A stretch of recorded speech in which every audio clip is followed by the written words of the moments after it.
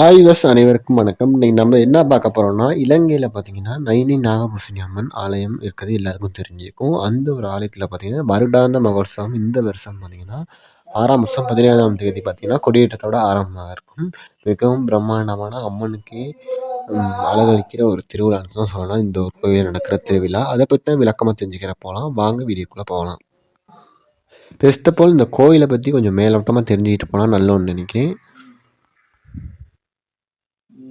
First of all இந்த கோயில் எங்கே இருக்குன்னா பார்த்தீங்கன்னா, யாழ்ப்பாண குடாநாட்டில் பார்த்தீங்கன்னா, தென்மேற்கா நைனா தீவுன்னு ஒரு தீவு இருக்குது. அந்த தீவில் பார்த்தீங்கன்னா, இந்த ஒரு ஆலயம் முகப்புலேயே பார்த்தீங்கன்னா அமைஞ்சிருக்கு. சுற்றி வர கடலும் அதுக்கு நடுவில் ஒரு நிலப்பகுதியும் கொண்ட ஒரு இடமான நைனா தீவில் கோயில் கொண்டு அமைந்திருக்காங்க நம்ம அம்மன் நைனை நாகபூசணி அம்மன். சரியாங்க. இது பார்த்தீங்கன்னா, இலங்கையில் உள்ள 64 சக்தி பீடங்களில் ஒரு தலமாகவும் போற்றப்படுது. இந்த கோயிலை பற்றி நம்ம பார்க்குற வரலாற்று சிறப்புலாம் 2 விஷயங்கள் சொல்லலாம். இதோட பழமை, அடுத்து பார்த்திங்கன்னா இதனோடு தொடர்புபட்ட புராண கதைகள், அடுத்து இந்த கோயிலுக்கு பேர் வர காரணம் என்ன அப்படின்னு சொல்லிட்டு 3 விஷயமாக பிரித்து பார்க்கலாம். முக்கியமான வரலாற்று சிறப்புகளை ஒன்றாவது நான் சொன்னேன். இப்போ அந்த கோயிலோட பழமை பார்த்திங்கன்னா பல நூற்றாண்டுகள் கொண்டதாக காணப்படுது. எப்படின்னா, இது முந்தைய காலத்தில் நம்ம இலங்கையிலலாம் பார்த்திங்கன்னா பத்தினி அம்மன், கண்ணகி அம்மன் வழிபாடெலாம் இருந்துச்சு. அடுத்து பார்த்திங்கன்னா நாக வழிபாடெலாம் இருந்துச்சு. அந்த வழிபாடு தொடர்புப்பட்ட ஒரு ஆலயமாக முந்தி காலத்துலேருந்து அந்த ஒரு இடத்துல இருந்ததாக கூறப்படுது. அடுத்து பார்த்திங்கன்னா, இந்த ஒரு கோயிலை பற்றி புராண கதைகளில் இந்த மணிமேகலைங்கிற ஒரு புத்தகத்தில் வந்து இந்த ஒரு தீவு வந்து மணிபல்லம் அப்படின்னு தான் பட்டதுன்னு அந்த ஒரு புத்தகத்தில் இருக்குது. அதுக்கப்புறம் பார்த்திங்கன்னா, நான் சொன்ன மாதிரி அந்த மணிமேகலை புத்தகத்தில் குறிப்பிடப்படுற மணிமேகலை தெய்வம் கூட இந்த ஒரு தீவிற்கு வந்து இந்த தீவை சுற்றி பார்த்துட்டு ரசிச்சுட்டு போனால் கூட புராண கதைகள் வந்து தெரிவிக்குது. சரியா? அடுத்து பார்த்திங்கன்னா, இந்த ஒரு கோயிலை பற்றி பார்க்கலாம். இந்த கோயிலுக்கு ஏன் நாகபூசணி அப்படின்னு அம்மனுடைய பெயர் வந்து கொண்டு இருக்குது. அதுக்கு ஏன் அப்படியெல்லாம் கூப்பிட்றாங்கன்னு பார்த்தா, இந்த அம்மன் பார்த்திங்கன்னா நாக ஆபரணங்களை வந்து தனது கழுத்தில் சூடி காணப்படுறாங்க. அப்படின்னால தான் இந்த ஒரு அம்மனுக்கு நாகபூசணி அம்மன் அப்படின்னு சொல்கிறாங்க. அது மாதிரி தான் இந்த ஒரு அம்மனுக்கும் பார்த்திங்கன்னா எப்பயும் பூசை நடக்கையில் நாக வடிவத்தில் ஆன தங்க ஆபரணங்களையும் பித்தளை ஆபரணங்களையும் அந்த சுவாமிக்கு படைச்சி மூலமூர்த்திக்கு வழிபடுறதா காணக்கூடியதாக இருக்குங்க.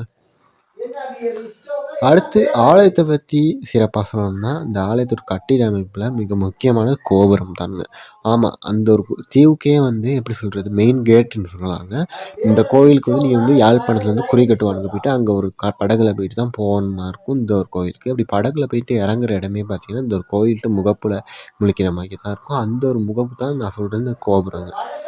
அழகான சிற்பங்களையும் 9 அடுக்கு ராஜதள கோபுரத்தோடையும் இந்த ஒரு கோபுரம் காணப்படுறதுனால இந்த கோபுரம் வந்து அந்த ஒரு ஆலயத்துக்கும் சரி அந்த ஊருக்குமே சரி ஒரு ராஜகோட்டை விட்டு ஒரு கதவு மாதிரி தாங்க இருக்குது. அவ்வளோ அழகுமிக்க ஒரு கலைநயம் மிக்க ஒரு கோபுரம் தான் இந்த ஒரு ஆலயத்தில் காணப்படுது. அடுத்து இந்த கோயிலை பற்றி சொல்லலே இந்த ஒரு கோயிலில் உள்ள நாகர் சிலைகளும் சரி, நாக வழிபாட்டு முறைகளும் சரி, நாக வழிபாட்டுக்கு இந்த கோயில் ஸ்பெஷல்னு காட்டுற இடமாகவும் காணப்படுதுங்க. எல்லாருக்கும் தெரிஞ்சிருக்கும், நம்ம இலங்கையில் நாக வழிபாடு முந்தி காலத்துலேருந்து ரொம்பவே ஸ்பெஷலாக இருந்தது தெரிஞ்சிருக்கும். அதுக்கு ஒரு இடமாக தான் ஒரு சிறப்புமிக்க ஒரு வழிபாடு தலமாக தான் இந்த ஒரு நாக வழிபாடு கொண்ட இந்த நம்ம நைனி நாகபூசணி அம்மன் ஆலயம் காணப்படுதுங்க. இப்போ இந்தியாவிலன்னு நிறைய தெரிஞ்சிருக்கும், எல்லாம் நாகத்தை வழிபடுவீங்க, முட்டை வச்சு வழிபடுவீங்க, அடுத்து இந்த புத்தத்தில் பால் ஊற்றி வழிபடுவீங்க. அது மாதிரி தான் இந்த ஒரு கோவிலில் நாகத்துக்கும் நாகபூசணி அம்மனுக்கும் ஒரு சிறப்பு இருக்குங்க. முக்கியமாக பார்த்திங்கன்னா, இந்த ஒரு திருவிழா நடக்கலைன்னா நாகம் கூட இந்த ஒரு கோயிலுக்கு வந்து பூக்களால் அம்மனுக்கு வந்து பூஜை செய்கிறத கொண்டு வரதெல்லாம் காண முடியும். இதெல்லாம் வந்து என்ன சொல்கிறது, நாகபூசணி அம்மன்ட்டு பெருமை, இன்னொன்று இந்த தீவுட்டு அற்புத சக்தி அப்படின்னு தாங்க சொல்ல இருக்குது. அடுத்து பார்த்திங்கன்னா, இந்த ஒரு கோயிலில் பார்த்திங்கன்னா நாகபூசணி அம்மன் தான் மெயின் தெய்வமாக பார்த்திங்கன்னா கருவறையில் இருக்காங்க. அவங்களுக்கு தான் சைவ முறைப்படி நைமித்திய அடுத்தனா நித்திய அந்த காமிகிரி எல்லாம் நடக்குதுங்க. அடுத்து நம்ம மெயினாக அந்த திருவிழாக்களில் பற்றி பார்க்கையில் இந்த கோயிலில் பார்த்திங்கன்னா முக்கியமாக வந்து சரஸ்வதி பூஜை, அடுத்து சிவராத்திரி இருக்கட்டும், அடுத்து பார்த்திங்கன்னா நம்ம கிருஷ்ண ஜெயந்தியாக இருக்கட்டும், மற்றபடி அம்மனுடைய மாசி மகம் அது மாதிரி திருவிழாக்கள்லாம் சிறப்பாக அந்த விரதங்களாக இருக்கட்டும், அந்த நிகழ்வுகள்லாம் நடக்குது. அது மாதிரி தான் இந்த கோயிலுக்குன்னு வருடாந்த மகோத்சவம் பார்த்திங்கன்னா இந்த வருஷம் இல்லாட்டி ஒவ்வொரு வருஷமும் சரி ஆனி மாதம் இல்லாட்டி ஆடி மாதத்துல தான் பார்த்திங்கன்னா நடக்குது. இந்த திருவிழா பற்றி தான் இப்போ இனிமேல் விளக்கமாக தெரிஞ்சுக்கிற போகிறோம். இந்த திருவிழாவை பற்றி நீங்கள் வந்து தெரிஞ்சுக்கிட்டா இந்த ஒரு திருவிழாவுக்கு நம்ம போகலாமா இல்லையான்னு நீங்கள் தெரிஞ்சுக்கிடுவீங்க. ஃபர்ஸ்ட் ஆஃப் ஆல் இந்த திருவிழாவுக்கு ஏன் தான் போகணும் அப்படின்னு நம்ம தெரிஞ்சுக்கலாம். அப்போ தான் உங்களுக்கு ஒரு தெளிவு கிடைக்கும். ஏன் இந்த திருவிழாவுக்கு நம்ம போகணும், என்ன தான் போனால் பயன் கிடைக்கும், நம்ம இதுக்கு போகிறதுக்கான முக்கிய நோக்கம் தான் என்ன அப்படின்னு தெரிஞ்சுக்கிடுவீங்க. அதுக்காகத்தான் இப்போ அந்த விஷயத்தை நான் ஒன்று ஒன்றா சொல்ல போகிறேன். முக்கியமாக உங்களுக்கு பிடிச்சி என்னென்ன கோயில் திருவிழாவுக்கு போங்க, இல்லாட்டி போகாமல் கூட இருக்கலாம். ஃபர்ஸ்ட் ஆஃப் ஆல் வாங்க அதை பார்த்துடலாம். இந்த கோயிலுக்கு பல லட்சம் மக்கள் இந்த வருடாந்த திருவிழாக்கா சரி, இல்லாட்டி இந்த நார்மலாக இந்த கோயிலுக்கும் சரி வர்றதுக்கு வந்து முக்கியமாக நிறைய காரணங்கள் இருக்குது. அதில் மிக மிக முக்கியமான காரணம் பார்த்திங்கன்னா, இப்போ பஞ்ச ஈஸ்வரங்கள்னால் நம்ம இலங்கையில் எடுத்துக்கிட்டால் திருக்கோணேஸ்வரம், திருக்கேதீஸ்வரம், நகுலேஸ்வரம், முன்னேஸ்வரம், பொன்னம்பல வாணேஸ்வரம் அதெல்லாம் இருக்குது தானே.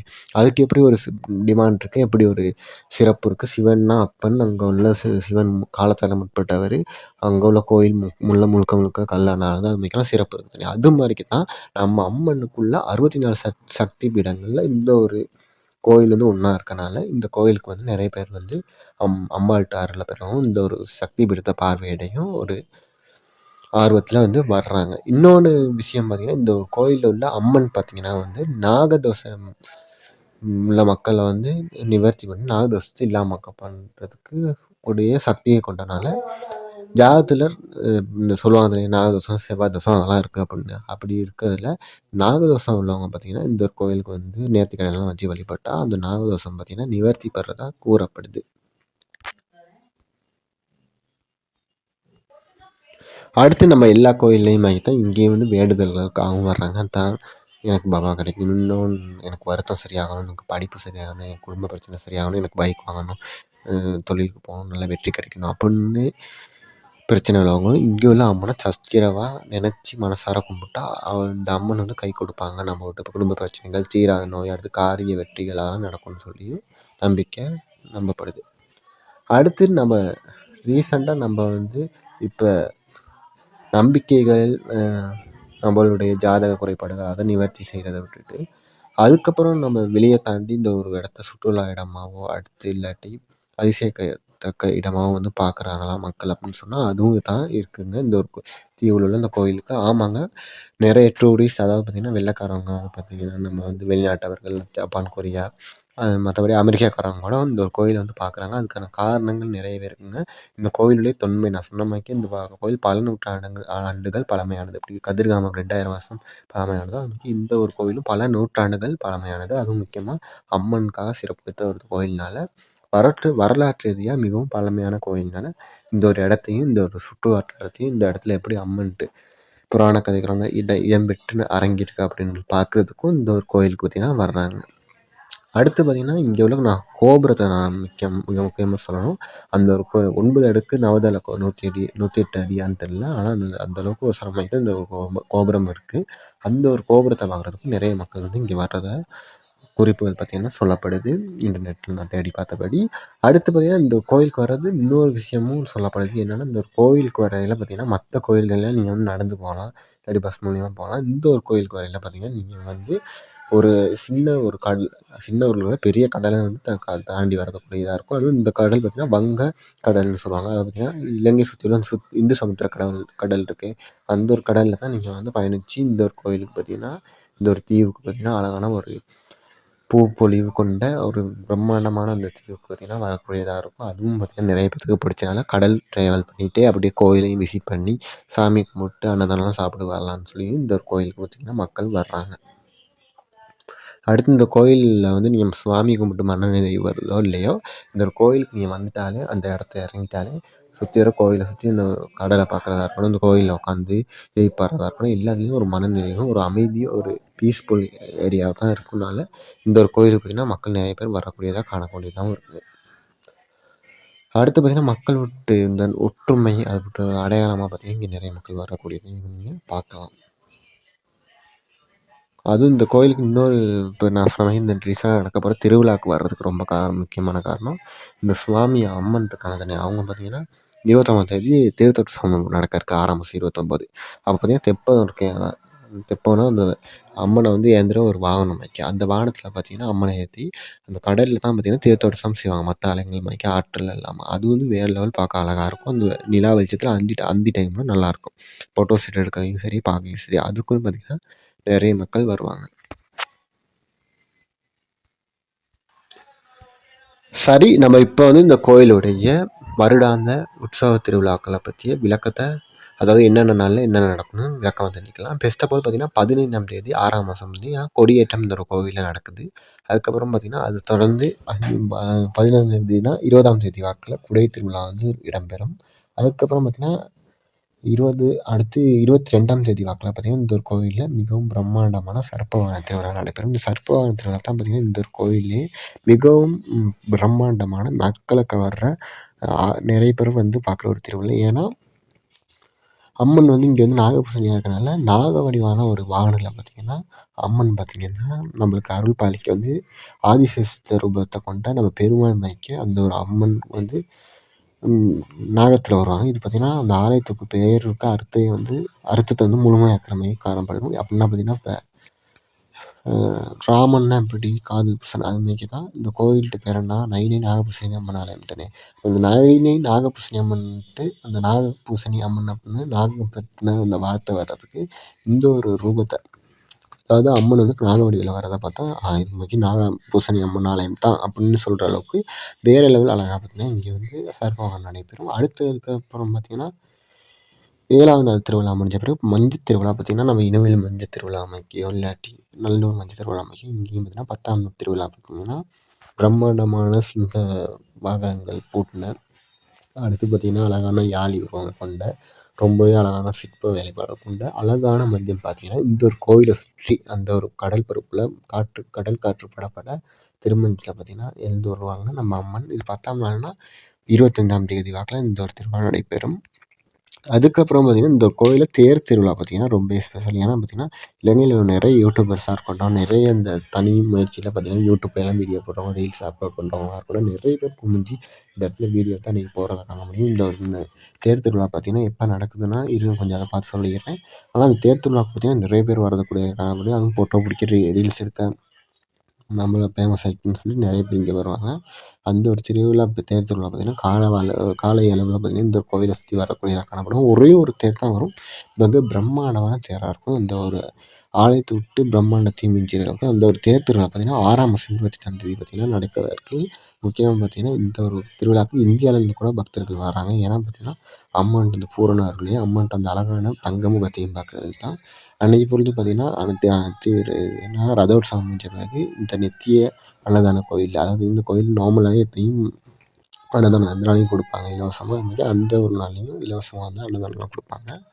அதுக்கப்புறம் பார்த்திங்கன்னா இந்த கோயிலில் முக்கியமாக சொல்ல அந்த தெப்பத்தில் அம்மன் எழுந்துள்ள காட்சி கொண்ட ஏன்னா தீர்த்தோற்சவம் இது பார்த்திங்கன்னா எப்படின்னா வந்து நிலா வச்சு நைட்டில் பார்த்திங்கன்னா நடக்கும். இது பார்த்திங்கன்னா ஒரு அம்பாவை வந்து வயசுக்கு வந்து இப்படி புரிந்து நீர் ஆட்டுவாங்க, அதுமாதிரி சீரமைக்கிறது இந்த ஒரு நிகழ்வு காணப்படும்.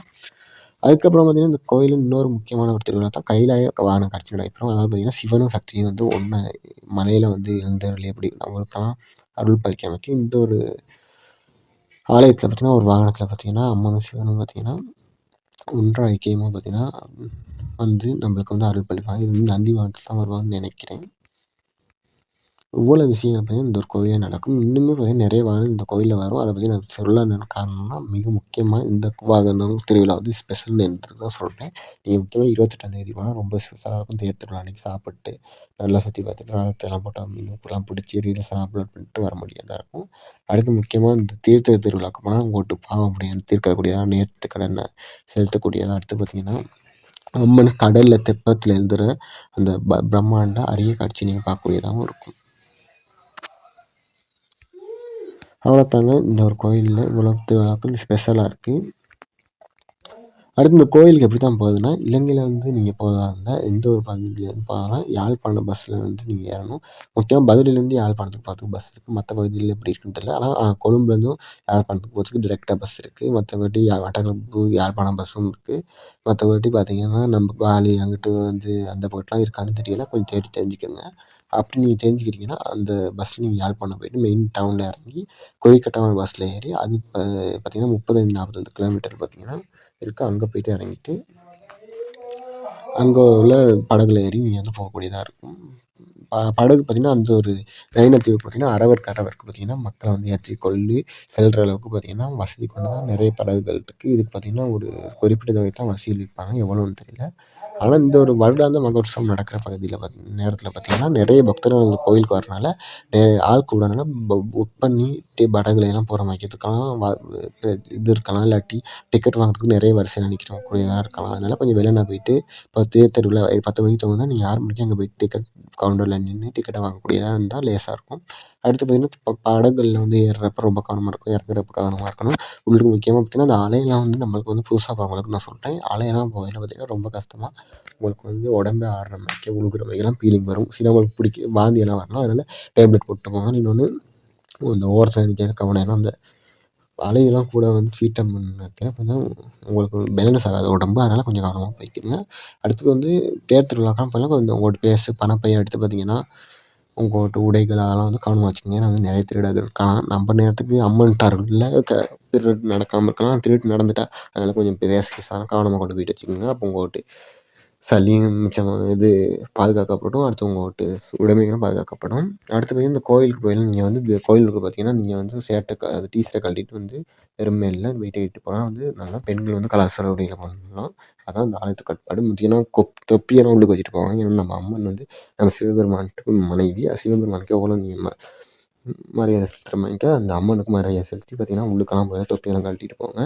முக்கியமாக புகைப்பிடித்த வெற்றிலை பாக்கு வந்து போடுறது, பீடி அடிக்கிறது, அது மற்ற கஞ்சா, அடுத்து பார்த்திங்கன்னா மது அருந்துறது அதெல்லாம் தவிர்ங்க இந்த கோவிலுக்கு போயில. அதெல்லாம் ரொம்ப நல்லா. அவ்வளோதான் விஷயங்க. மற்றபடி கிளைமேட்னால் அந்த மழை பெய்யாமல் வெயில் இருக்கனால பிரச்சனை இல்லை, போகலாம். இன்னொன்று பூஜை சட்டு பார்த்திங்கன்னா அந்த ஒரு கோயிலுக்கு முன்னுக்கு வாசப்படிக்கு முன்னுக்கு அந்த கோபுரம் இருக்குது. அந்த கோயில் இருந்த படகுல போய்ட்டு இறங்கினோடனே கோயிலுக்கு போகிற நேர் ரோட் தான் இருக்கும். அந்த நேர் ரோட்டில் பார்த்திங்கன்னா சைடில் பார்த்திங்கன்னா பூ மாலை பூத்தட்டுலாம் விற்பாங்க. முக்கியமாக பூ மாலை பூத்தட்டு அதெல்லாம் பார்த்திங்கன்னா 500லேருந்து 2000 வரைக்கும் இருக்குது. நீங்கள் விருப்பம் வந்து வாங்கி பெருசு சேர்ந்து வாங்கி போகலாம். நன்றி வணக்கம். உங்களுக்கு விஷயம் அடுத்த வீடியோவில் சந்திப்போம். பாய். அன்பு விஷயம் அம்பாள் துணை.